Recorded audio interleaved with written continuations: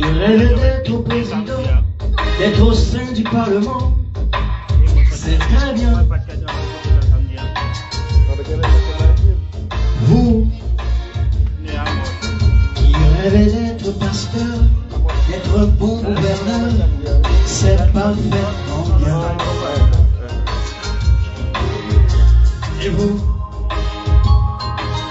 qui rêvez d'être musicien, orateur ou comédien, c'est encore bien. Mais il faut la sagesse avant tout. Que l'on soit petit ou grand, citoyen ou président, mendiant ou opulent, on peut réussir cependant l'essentiel dans la vie. La sagesse avant tout. Que l'on soit petit ou grand, citoyen ou président, mendiant ou opulent, on peut réussir alors. Demande à Dieu la sagesse avant tout. Nos rêves se concrétiseront. Vous qui rêvez d'être cordonnier, exercer quelconque un petit métier, c'est très bien.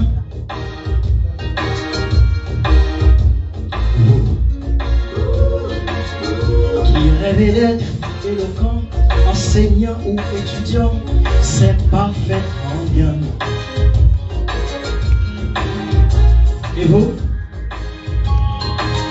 qui rêvez d'être homme de loi, souverain pontife, roi, c'est encore bien. Bien, mais il faut la sagesse avant tout.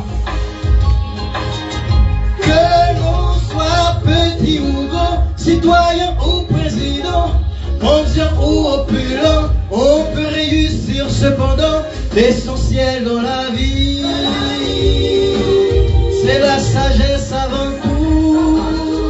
Que l'on soit petit ou grand, citoyen ou président, mendiant ou opulent, on peut réussir alors. Demande à Dieu la sagesse avant tout. Nos rêves se concrétiseront.